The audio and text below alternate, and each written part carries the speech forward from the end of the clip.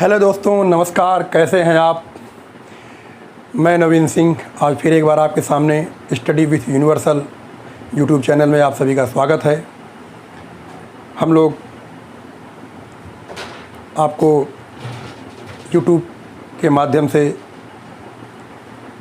पढ़ाने का कार्य कर रहे हैं। इसी क्रम में मैं रीजनिंग में कैलेंडर टॉपिक आपको पढ़ा रहा हूँ। कैलेंडर के पिछले 3 वीडियो हमने आप लोगों को दिए हैं और आज कैलेंडर का चौथा भाग होगा। दोस्तों, कैलेंडर को क्लास में पढ़ाना, लाइव पढ़ाना थोड़ा अलग होता है, क्योंकि इसमें सामने से क्रिया प्रतिक्रिया होती रहती है, लेकिन ऐसे एक तरफ से पढ़ाना थोड़ा मुश्किल होता है। इसीलिए थोड़ा सा भाग जैसे कई हो जा रहे हैं, 5 भाग, लगभग 4 से 5 भाग होंगे। तो हम उम्मीद करते हैं कि हम पूरी तरह से आपको कैलेंडर पढ़ा पाएंगे। आज हम भाग 4 की चर्चा करते हैं। जो लोग हमारे इस चैनल में नए हैं वो हमारे चैनल को सबसे पहले सब्सक्राइब कर लें, ताकि हम कोई भी वीडियो अपडेट करें तो सबसे पहले उसका नोटिफिकेशन आपको मिल जाए। और हम एक आपसे उम्मीद करेंगे कि आप हमारे चैनल को आप आगे बढ़ाइए, अन्य मित्रों को भी सब्सक्राइब करने के लिए प्रेरित करिए। जितना आगे हमारा सब्सक्रिप्शन बढ़ेगा, हमारा भी उत्साह बढ़ेगा। तो आइए चलते हैं, हम शुरू करते हैं कैलेंडर का भाग 4। दोस्तों, कैलेंडर का भाग 4 में हम भाग 3 तक हमने लगभग 7 से 8 तरह के सवाल जो होते हैं वो हमने बताया, विधियाँ बताई आपको। आज हम बताएंगे कि किसी माह में कोई दिन कितनी बार आता है। यानी कि आज का टॉपिक है किसी माह में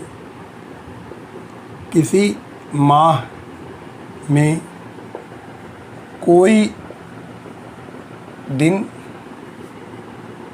कितनी बार आएगा, कितनी बार आएगा। दोस्तों, किसी भी महीने में कोई भी दिन कम से कम 4 बार और अधिकतम 5 बार आता है। कोई भी दिन हो, अगर हम सोमवार ले लें तो सोमवार कम से कम 4 बार, अधिकतम 5 बार, या मंगलवार कम से कम 4 बार, अधिकतम 5 बार, यानी 4 या 5 बार आता है। लेकिन प्रश्न आता है कि कब वो 4 बार आएगा और कब वो 5 बार आएगा। कहते हैं बहुत आसान है। पूछा गया दिन, जिस भी दिन को पूछा जाए, पूछा गया दिन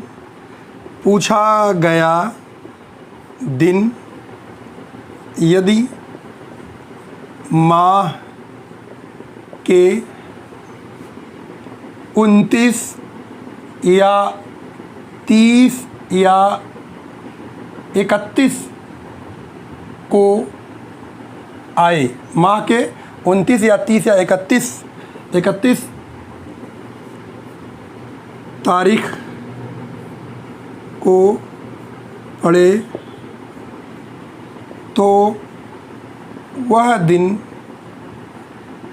5 बार आएगा, अन्यथा 4 बार आएगा। मतलब पूछा गया दिन, अगर यदि पूछा गया दिन उस माह के 29 या 30 या 31, अंत में 29 को पढ़े या 30 को पढ़े और या 31, यहाँ पर लिख सकते हैं, या 31 तारीख को पढ़े, तो वह दिन 5 बार आएगा। अगर इन तारीख को नहीं पढ़ता, इनके अलावा किसी भी तारीख को पढ़ता है, तो वह दिन 4 बार आएगा। को आप जान लें।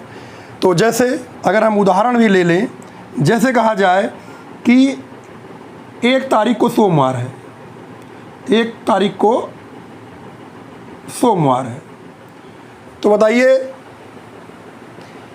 1 तारीख को सोमवार है, इसके लिए मंथ भी देना ज़रूरी है। जैसे कहा जाए 1 जनवरी को सोमवार, तो पूछा जाता है कि इस जनवरी माह में कितने सोमवार आएंगे। तो हम क्या करेंगे, 1 जनवरी को सोमवार, तो कैसे आएगा, 1 जनवरी को सोमवार है। अगर हम ट्रेडिशनल सामान्य तरीके से काउंट करेंगे, 1 को सोमवार, फिर 7 दिन बाद वही दिन आएगा, 8 को सोमवार, 8 7 15 को सोमवार, 15 7 22 को सोमवार, 22 7 29 को सोमवार, फिर 30 31 एक को सोमवार नहीं पड़ेगा, अर्थात ये सोमवार लगभग 5 बार आया। लेकिन इसका एक शार्ट तरीका ये भी है कि 1 तारीख को सोमवार है, आप तीव्र गति से जान लें 1 को सोमवार गिनना नहीं, 1 को सोमवार, 8 को 15, 22, 29, 1 तारीख को पड़ने वाला सोमवार जो है आखिरी में 29 तारीख को पड़ेगा। यानी 1 को सोमवार है तो उसके बाद 8 को पड़ेगा, 8 7 15 को पड़ेगा, 15 7 22 को पड़ेगा और 22 7 29, अर्थात आखिरी सोमवार 29 को पड़ रहा है तो यह दिन 5 बार आएगा। अगर पूछा जाए 2 जनवरी को यदि सोमवार है तो महीने में कुल कितने सोमवार पड़ेंगे? अगर 2 जनवरी का सोमवार है तो आखिरी सोमवार पड़ेगा 30 तारीख को। कैसे? 2 को सोमवार, 2 में 7 जोड़ेंगे 9, 16, 23, 30, यानी 30 तारीख को पड़ रहा है, अर्थात वह दिन महीने में 5 बार आएगा। अगर हम यही कहते हैं कि 3 जनवरी को अगर सोमवार पड़ता है तो उस महीने में कितने सोमवार होंगे? 3 जनवरी को पड़ने वाला सोमवार आखिर में 31 को भी पड़ेगा तो 5 बार। अगर यही प्रश्न हो जाए यहाँ पे कि 4 जनवरी को सोमवार है तो जनवरी माह में कुल कितने सोमवार होंगे, तो हम गिनेंगे 4 को सोमवार है तो आखिरी सोमवार फिर हमारा कब पड़ेगा? 11 तारीख को, 11 बाद 18 तारीख को, 18 7 25, 25 तारीख को पड़ेगा।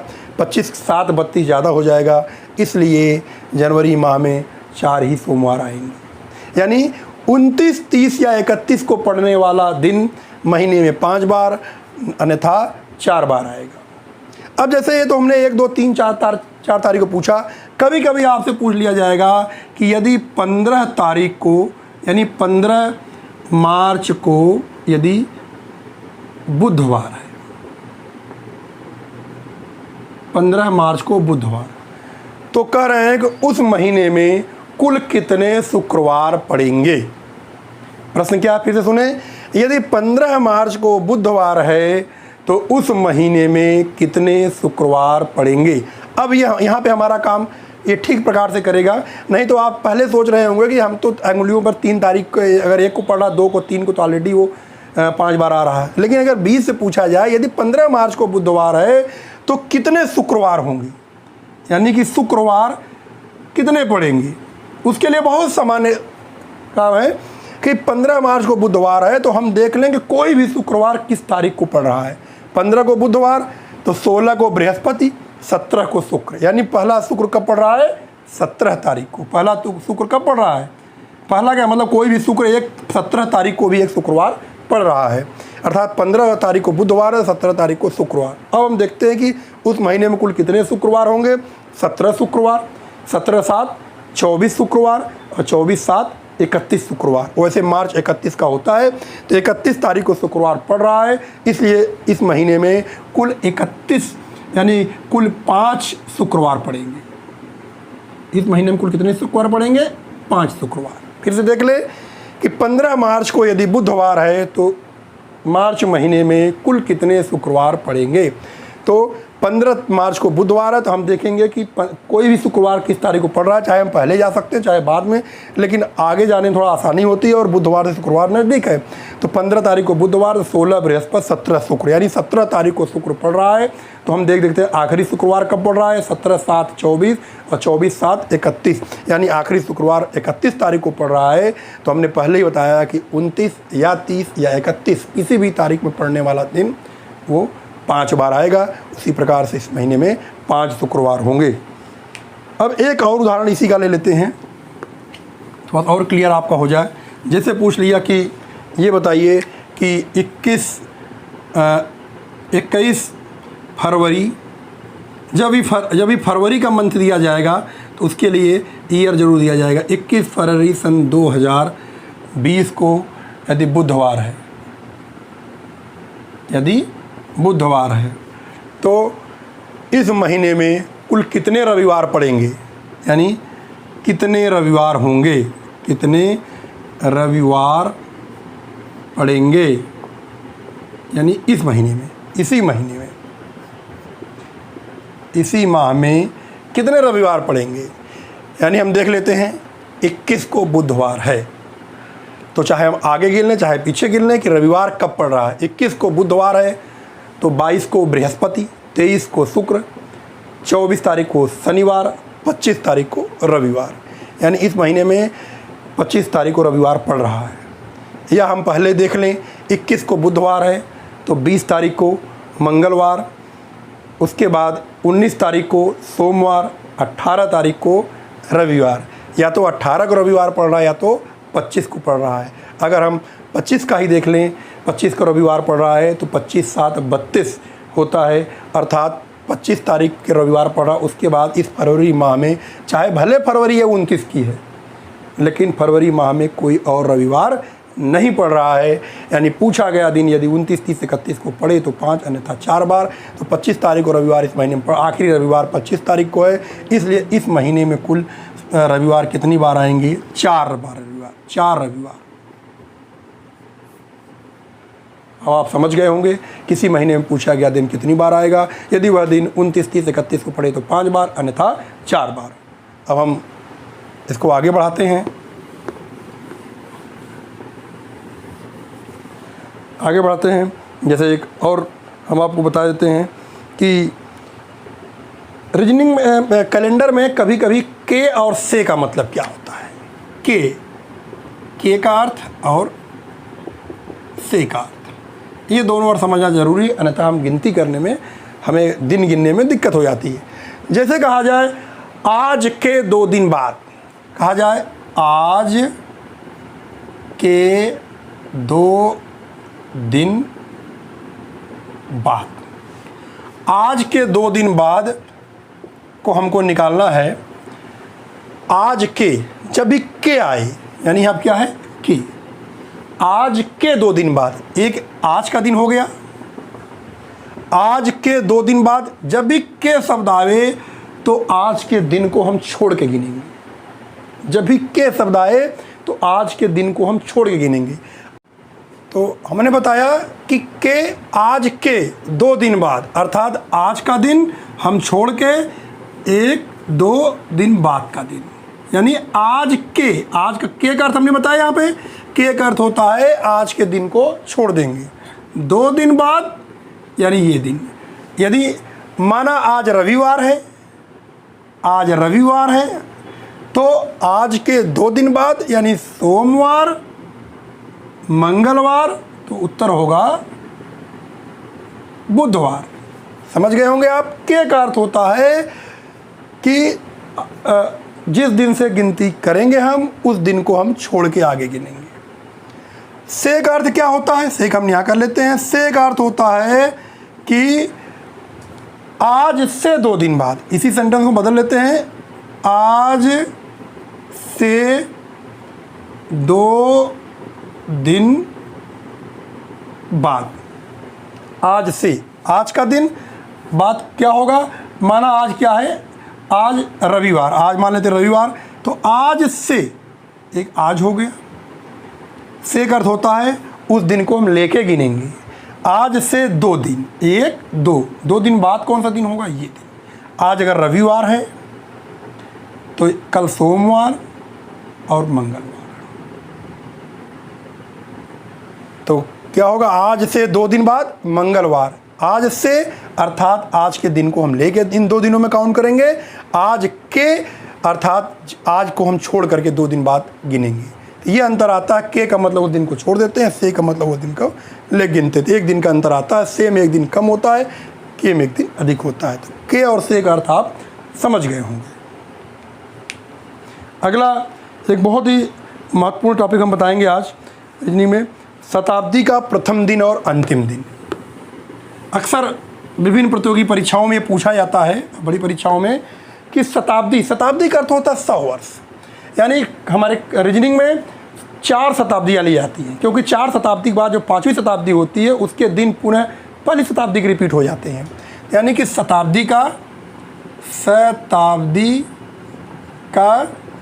प्रथम दिन एवं अंतिम दिन।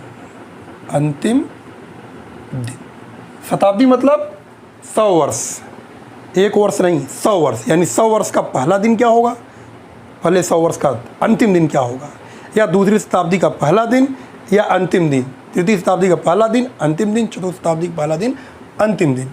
उसके लिए हम लोग देखते हैं, यहाँ देखते हैं प्रथम दिन, प्रथम दिन, यहाँ अंतिम दिन, यहाँ देखिए ये हो गया हमारा प्रथम शताब्दी, ये द्वितीय शताब्दी, तृतीय शताब्दी और चतुर्थ शताब्दी। अब देखिए प्रथम शताब्दी को जब भी हमारा कैलेंडर प्रारंभ हुआ तो मैं ये मान के चला गया कि कैलेंडर का प्रथम दिन सोमवार होगा। ये फिक्स है, प्रथम शताब्दी का पहला दिन फिक्स है। प्रथम शताब्दी का अंतिम दिन क्या होगा? हमने बताया था भाग 1 में कि 100 वर्षों का विषम दिन होता है 5, 200 वर्षों का 3, 300 वर्षों का 1, 400 वर्षों का 0। तो जो शताब्दियों का विषम दिन है, उन विषम दिन में पड़ने वाला दिन उन शताब्दी का आखिरी दिन होगा। यानी प्रथम 100 वर्षों में कितने विषम दिन थे? 5। तो 5 का कोड क्या होगा? शुक्रवार। आपको याद होगा हमने 5310 करके कोड बताया था। आप भाग 1 में जा करके लिंक डिस्क्रिप्शन में दिया गया है भाग 1 का, तो उसमें जा करके आप प्रथम भाग देखेंगे तो उसमें आएगा कि 5310 क्या है। यानी प्रथम शताब्दी में विषम दिन संख्या 5, द्वितीय शताब्दी में विषम दिन संख्या 3, तृतीय शताब्दी में विषम दिन संख्या 1 और चतुर्थ शताब्दी में विषम दिनों की संख्या 0 है। तो जो शताब्दियों का विषम दिन होता है, उन्हीं दिन का जो वीक में हम कोड देखते हैं, जो दिन पड़ता है वही अंतिम दिन होता है। जैसे प्रथम शताब्दी का विषम दिन 5 है तो 5 को पढ़ने वाला दिन क्या होता है? शुक्रवार। आप वीक कोड देख सकते हैं। मान लेते हैं आज प्रथम शताब्दी का अंतिम दिन है, आज शुक्रवार है, तो कल द्वितीय शताब्दी का पहला दिन आएगा। तो कल कौन सा दिन होगा? शुक्रवार में एक दिन बढ़ जाएगा तो आज हो जाएगा, यानी द्वितीय शताब्दी का पहला दिन हो जाएगा शनिवार।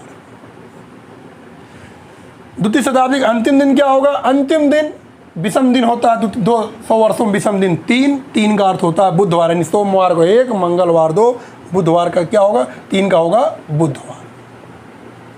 यानी कि द्वितीय शताब्दी का अंतिम दिन बुधवार। अब हम देखेंगे तृतीय शताब्दी का पहला दिन क्या होगा। माना आज बुधवार है, द्वितीय शताब्दी का अंतिम दिन है, तो कल तृतीय शताब्दी का पहला दिन होगा। तो कल कौन सा दिन होगा? बृहस्पतिवार।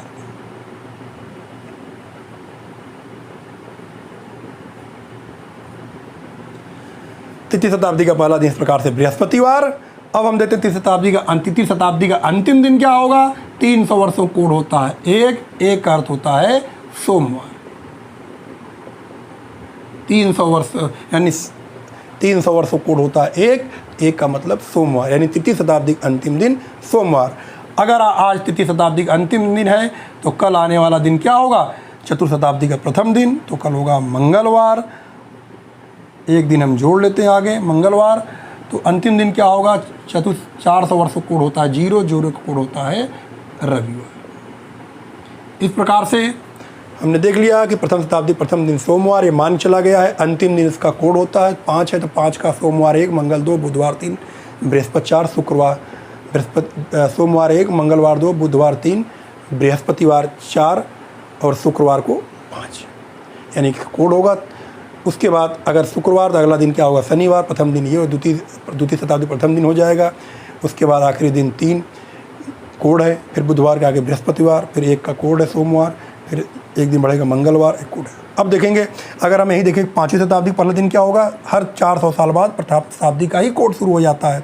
अगर हम देखेंगे 5वीं शताब्दी का पहला दिन तो वही तो क्या होगा। अगर आज रविवार है तो कल क्या होगा सोमवार। यहाँ देखिए क्या लिखा है सोमवार, यानी हर 400 वर्षों बाद फिर से प्रथम शताब्दी ही शुरू हो जाता है, यानी वही दिन पड़ेंगे। अर्थात ये प्रश्न कैसे आएंगे, आता है कि निम्न में से प्रथम शताब्दी का अंतिम दिन कौन सा हो सकता है। 4 ऑप्शन देंगे, उसमें शुक्रवार भी एक होगा और बाकी 3 नहीं होंगे, तो आप बता सकते हैं। या ऐसे आएगा कि निम्न में से द्वितीय शताब्दी का अंतिम दिन कौन सा हो सकता है। होता है तो बुधवार, लेकिन आप जब आपके माइंड में एक ग्राफ रहेगा तो आप आसानी से उत्तर देंगे। बहुत ही महत्वपूर्ण टॉपिक है, इसको आप ध्यान रखिएगा। आप चाहें तो इसका स्क्रीनशॉट भी ले सकते हैं।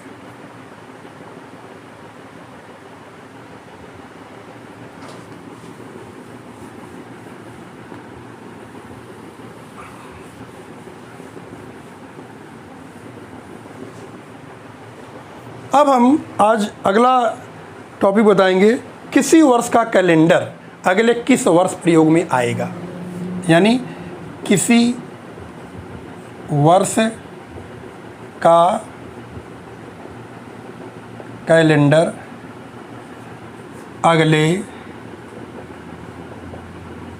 किस वर्ष में प्रयोग में लाया जा सकता है।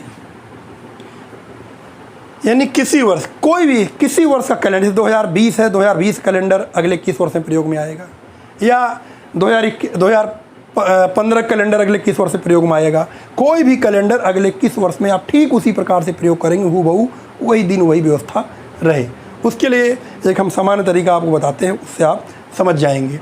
सबसे पहले दो शर्तें महत्वपूर्ण हैं कि सामान्य वर्ष का कैलेंडर अगले किसी सामान्य वर्ष में प्रयोग में आएगा और लीप वर्ष का कैलेंडर अगले किसी लीप वर्ष के प्रयोग में आएगा। जैसे यानी सामान्य वर्ष का कैलेंडर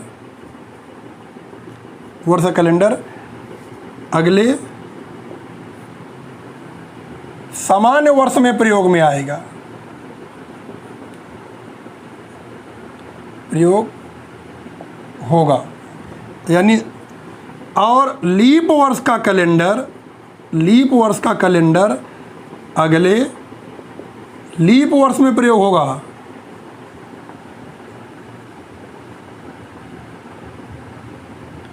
कैसे?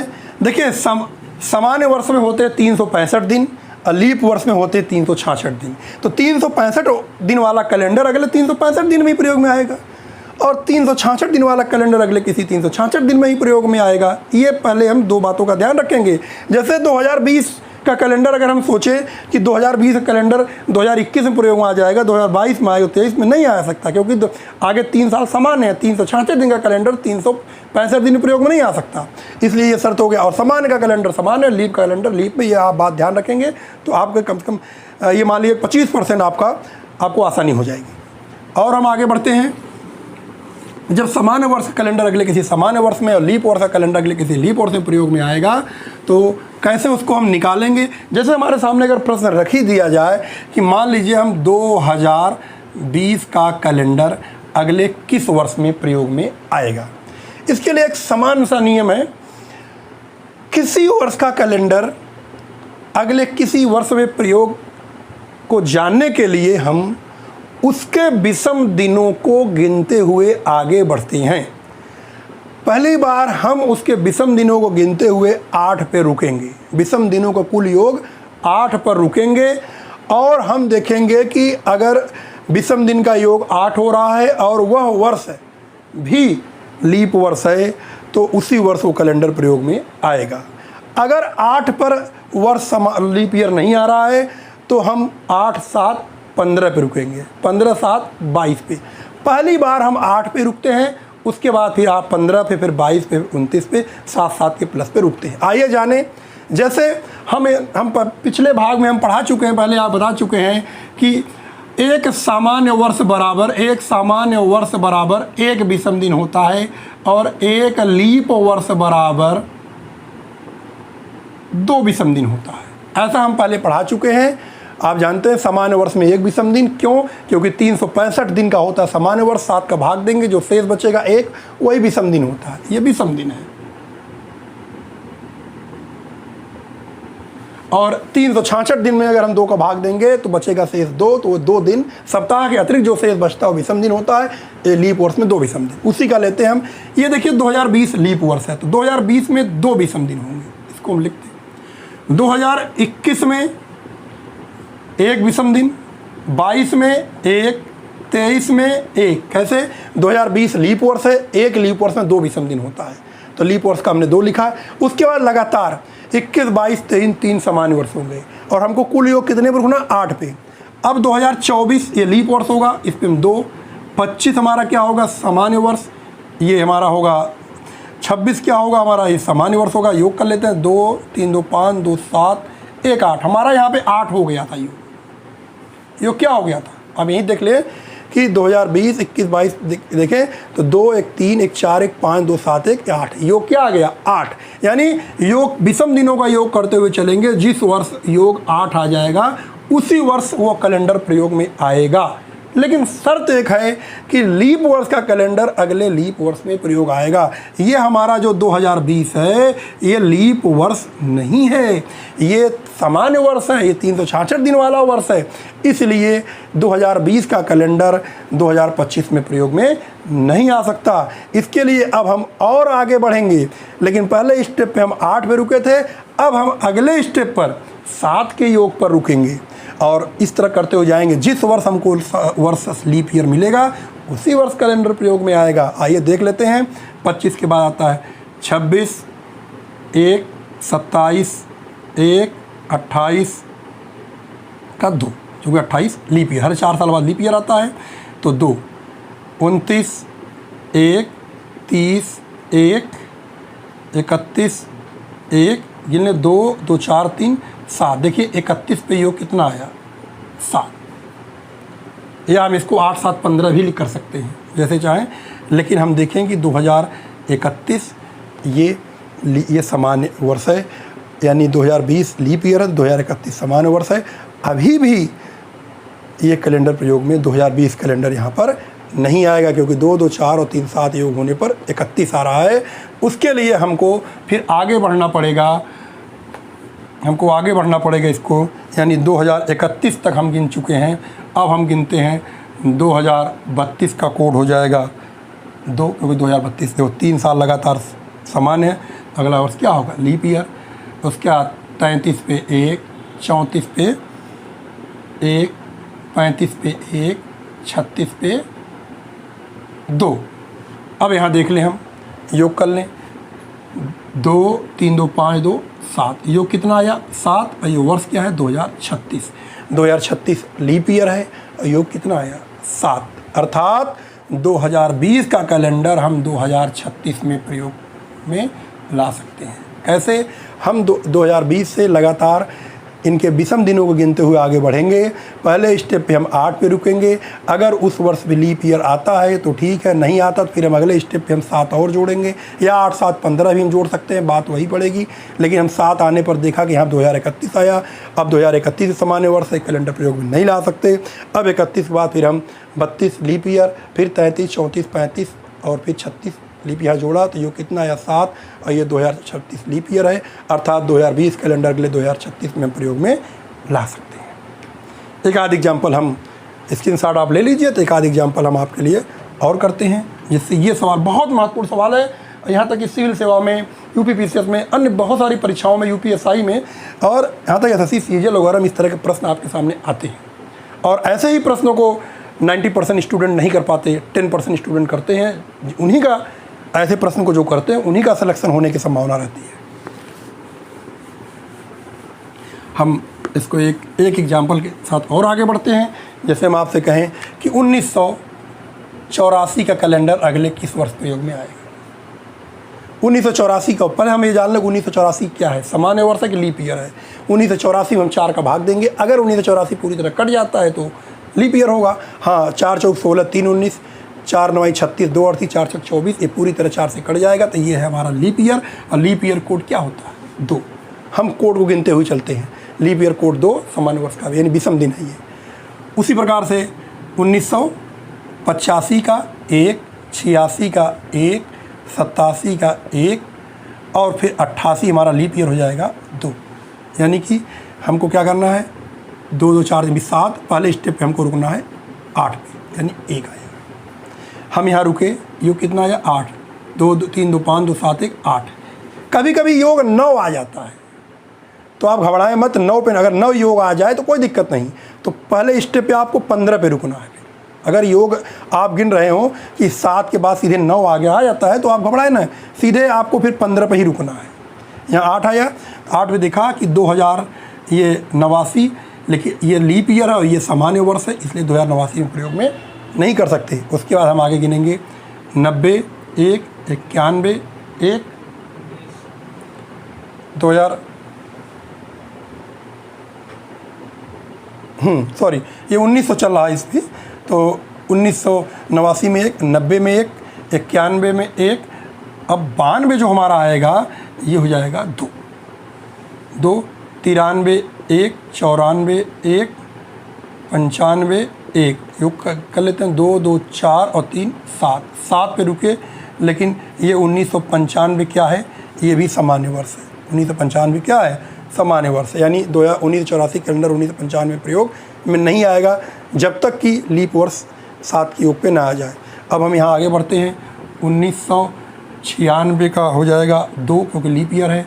97 1, 98 1, 99 1 और 2000 का 2, 2 2 4 3 7, योग क्या आया, 7 आया। अर्थात ये भी लीप ईयर है और 1984 भी लीप ईयर है, अर्थात 1984 कैलेंडर 2007 में प्रयोग में आएगा। सामान्य तरीका यही है और बहुत सारे ट्रिक बना सकते हैं आप, लेकिन ये तरीका आपको जानना चाहिए कैसे आते हैं, यानी पूछे गए। ये हमने दोनों एग्जाम्पल आपको लीप ईयर के बताए हैं, तो एक एग्जाम्पल हम आपको सामान्य वर्ष का भी लेकर के बता देते हैं।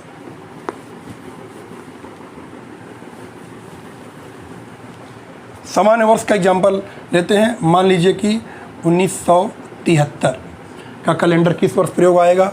हम फिर वही प्रक्रिया करेंगे। 73 चूँकि 3 है, ये सामान्य वर्ष है। सामान्य वर्ष का कोड क्या होता है, 1 1973। उसके बाद 1974 भी हमको चेक करना पड़ेगा। 74 है, 4 चौक 16 चेक कर लें, 4 चौक 16, 3 19, 3 19 और 16 3 19, 4 36, 1 से नहीं। 74 भी हमारा सामान्य वर्ष है। 75 भी हमारा सामान्य वर्ष है। 76 ये लीप ईयर है, 76 लीप ईयर है। तो और 77 लीप ईयर है। 78 सामान्य वर्ष, ये भी सामान्य वर्ष है। अब हम देखते हैं 2 3 2 5 2 7 और यहाँ 79 तक चलते हैं। 79 का 1, यहाँ योग हमारा क्या आया, 8। अब देखिए सामान्य वर्ष थोड़ा जल्दी मिल जाता है। 1973 का कैलेंडर 1973 एक सामान्य वर्ष है। 74 भी सामान्य वर्ष, 75 भी सामान्य वर्ष, सबका 1 1 1 1 सामान्य वर्ष का भी समदिन 1 होता है, लीप वर्ष का भी समदिन 2 होता है। तो ये 75 हमारा 2 है। 77 फिर से 1 लीप वर्ष, लगातार 3 वर्ष सामान्य वर्ष, एक लीप वर्ष बाद लगातार 3 सामान्य वर्ष आते हैं। तो हमने किया, योग यहाँ पर आया 8 और ये हमारा है 1979, यानी ये भी सामान्य वर्ष, ये भी सामान्य वर्ष। और 1973 का कैलेंडर हम 1979 में प्रयोग में ला सकते हैं। उम्मीद करते हैं कि विधि आपको समझ में आ गई होगी। अगर कोई असुविधा है तो आप कमेंट करें या हमारे व्हाट्सएप नंबर पर आप हमसे संपर्क करें, कॉल कर सकते हैं, जान सकते हैं। तो हमने आपको कैलेंडर की बहुत सारी विधियाँ बताई और लगभग सभी तथ्य हमने आपको बता दिए हैं। अब इस कैलेंडर के भाग में अभी हमारा एक भाग होगा जिसमें हम करीब 10 से 15 सवाल, विभिन्न प्रकार के अलग अलग सवाल, 10 से 15 प्रश्न हम आपके सामने लाएंगे और उन 15 प्रश्न को हम आपका अभ्यास करा देंगे। तो कैलेंडर का टॉपिक, चूँकि हर सवाल के लिए अलग नियम नहीं होता, कुछ थोड़ा बहुत परिवर्तन आता है, उनको समझाना ज़रूरी है। तो हम आप भाग 5 के और अंतिम भाग में हम आपको कैलेंडर के विभिन्न प्रकार के उदाहरण लेकर के हम पूरा टॉपिक क्लियर कर देंगे। आशा करते हैं कि ये भाग 4 में जो भी विधि मैंने बताई आपको समझ आया होगा। अगले भाग के लिए हम लोग इंतजार करते हैं। Okay, thank you.